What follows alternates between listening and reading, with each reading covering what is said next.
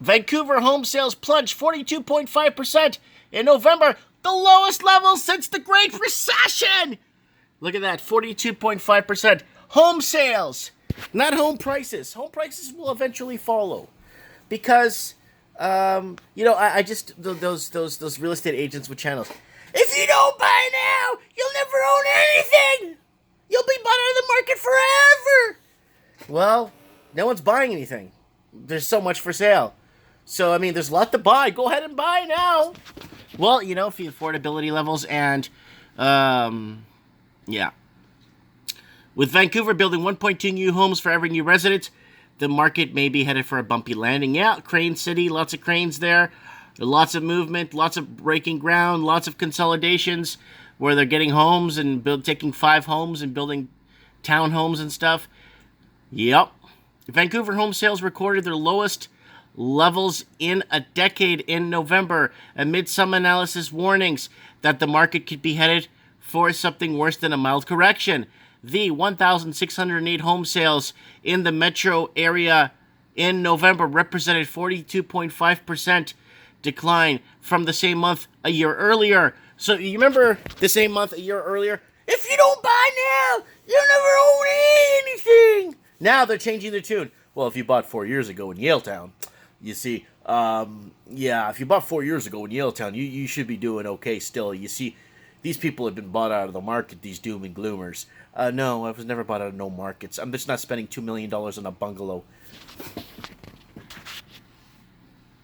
And the lowest level of sales for the month since 2008, the Real Estate Board of Vancouver said so. Wow. Lowest sales.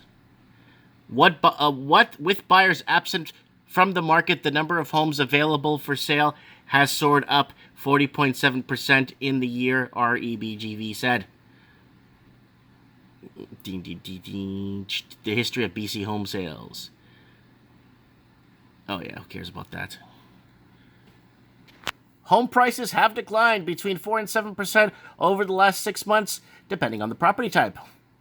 We'll watch conditions in the first quarter of 2019 to see if the buyer demand picks up ahead of the traditionally more active spring market. Ooh, okay, now they're gonna go spring now. Oh, guess what's happening right now in spring in Australia? It's a spring in Australia right now, and in New Zealand, spring sales! It's springtime! Let's get out there! Auctions are all-time low. No one's showing up to auctions. Nothing's closing.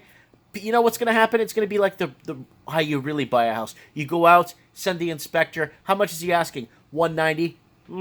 Offer him $150. If he doesn't take it, we'll find something else.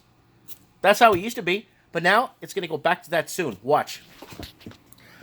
The benchmark price of a detached home was above $1.5 million in November, down 6.5% a year earlier. Condo apartments clocked in at $667,000, up 2.3% from a year earlier, but down 2.3% from October.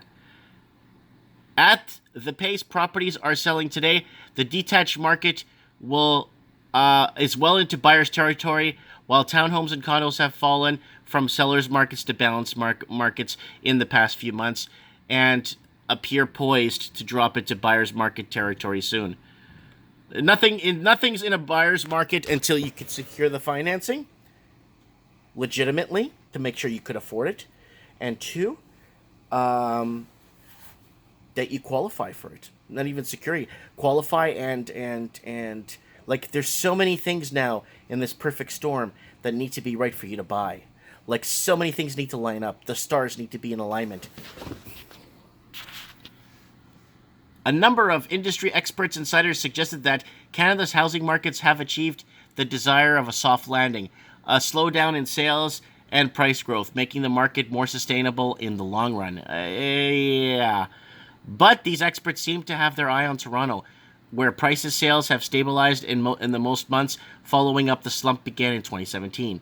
Vancouver's market, on the other hand, is headed for a bumpy landing, said Stephen, senior Canada economist and Capital Economics. After the stabilization of the Toronto housing market this year, it's tempting to think about the deterioration in the Vancouver market will end with a soft landing, Brown noted a client last week. But Vancouver's housing is more overvalued, then there are clear signs of excess supply coming onto the markets in the next couple of years. Excessive prices, too much construction. Right here, there's too much going on right now, guys. Too much new breaks, groundbreaking. Vancouver has been ranked repeatedly as the least affordable housing market in North America.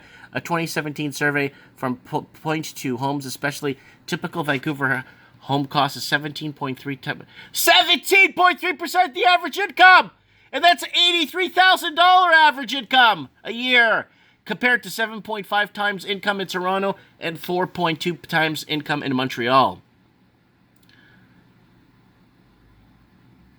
Tough new mortgage rules have brought in place to start the new year and had more of an effect on Vancouver because buyers there were maxing out on their mortgages, Brown wrote. What's more, Vancouver may be building too many new homes these days, Brown suggested. So what happened to this whole supply and demand garbage they've been feeding us for the last, since the Olympics? Since the Olympics, the 2010 Olympics in Vancouver, they kept feeding the same garbage about supply versus demand. There's not enough. The mountains are there. We can't build anymore. Well, this, how many, 68,000 empty properties? 68,000 vacant properties in Vancouver owned by investors? The supply situation will probably get worse. There are currently 42,000 units under construction in the Vancouver compared to 71,000 in Toronto, despite Toronto's population being 2.5 times higher than Vancouver, Brown wrote. Vancouver is therefore building 1.2 units for every person that arrived in Vancouver in the past year compared to 0.5 in Toronto. The sales to listings ratio suggests that the home prices in the region will fall to a 5% annual pace next year, Brown predicted.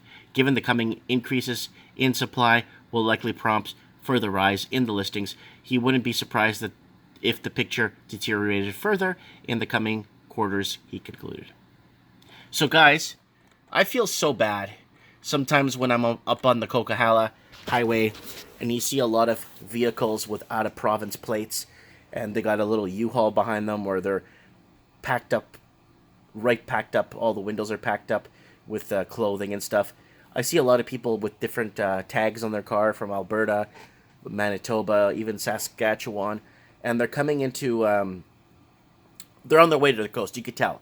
They're on their way, they're on the Coquihalla.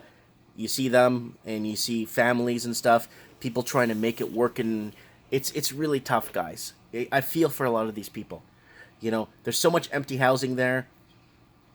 Everything's left vacant by investors. A lot of people get these job opportunities, and they can't pass them up because the pay is so good. But when they get there and they realize they can't even eat after they pay their rent, it becomes a big problem. People moving to the province of British Columbia, especially into the bigger cities, please do your due diligence and do. Things are not like they were back in the day where all you needed was a good job. No, all you need is 2 good jobs. All you need is basically 5 to 6 hours of sleep and a good part-time on top of that. So the family both need to be working, and it's got to be. Yeah, that's the problem, guys. So let me know what you guys think. Comment below. Thanks for watching.